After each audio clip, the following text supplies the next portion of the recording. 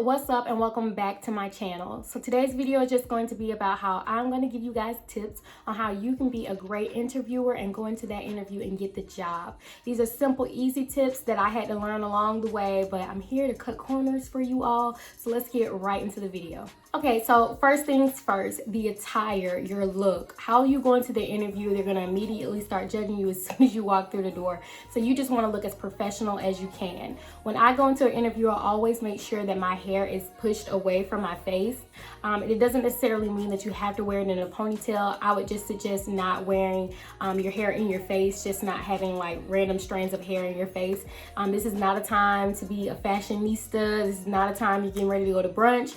This is an interview. This is professionalism. This is a business. So at the end of the day, I would suggest wearing minimum makeup. I wouldn't even suggest wearing these lashes. I'm doing this for dramatic effect for the video.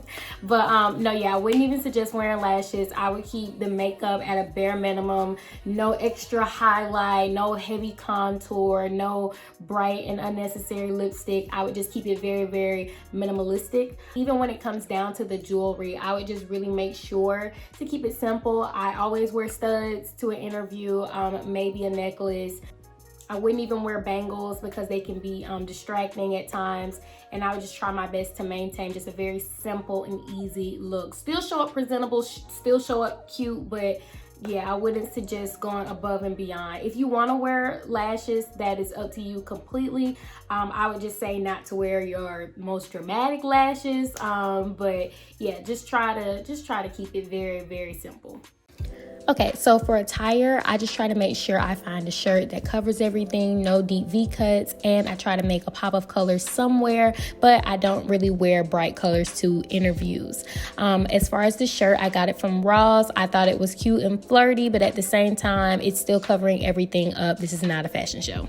And as far as the pants go, they're blue and white, which I thought was a nice, simple pop of color without it being too much and too dramatic. So I got these pants also from Ross.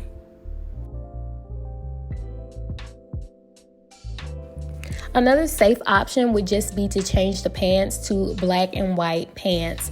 Simple change. I would keep the top and just change them to regular black or white pants. Don't be afraid of patterns. I don't think you can go wrong with patterns, and nobody wants to wear just a completely bland outfit. So this is just an easy, nice way to dress up your outfit with just a simple little design without being too flashy and drawing too much attention to your fashion sense.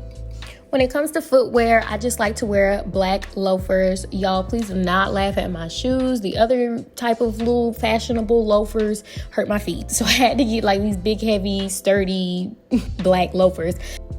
One last option will always be a fan favorite, a nice, easy blazer. I would just change the pants to all black pants, and then I would just throw on this nice little gray blazer, and then I am off to my interview.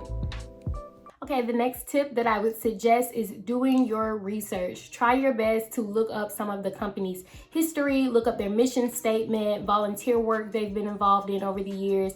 Really try to dig deep and find some information about the company. It's possible that the interviewer may ask you questions about why do you want to work here?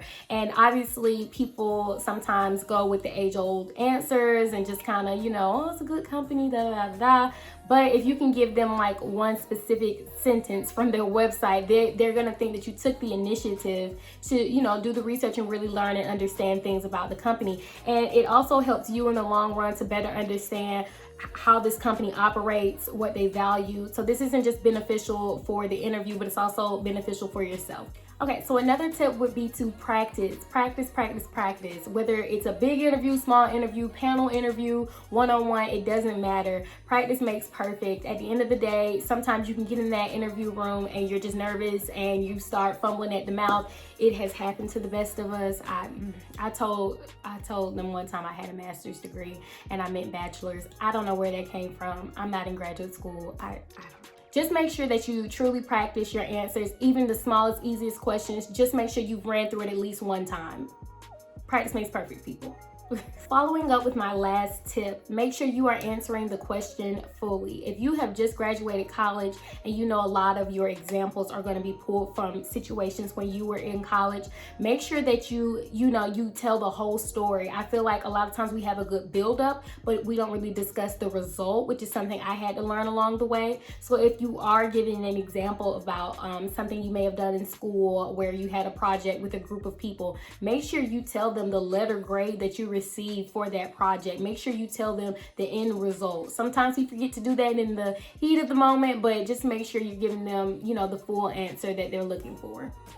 Here's an easy one that just makes you look like a winner. Show up 15 minutes early. When I say 15 minutes early, I mean be in the building seated by the receptionist 15 minutes before the interviewer. Not pulling up in the parking lot, not sitting in the car, not walking into the building. From the minute you sit down, it's 15 minutes earlier than your interview is supposed to start. It just shows that you can show up on time and, be prepared and you're ready for this interview.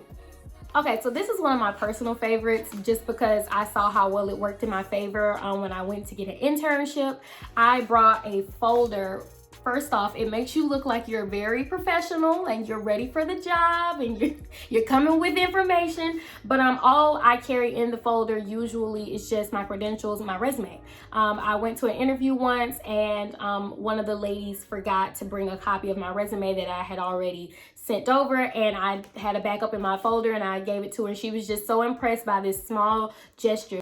One important tip that I feel like people always forget because the nerves begin to kick in is to show their personality. I am a strong believer in showing your personality but remaining professional. If you've received this interview, you've already met some or all of their requirements, so they are already interested in you. Now what they want to learn about you in the interview is, one, that you can answer a question, and two, that you're somebody that they would want to work with.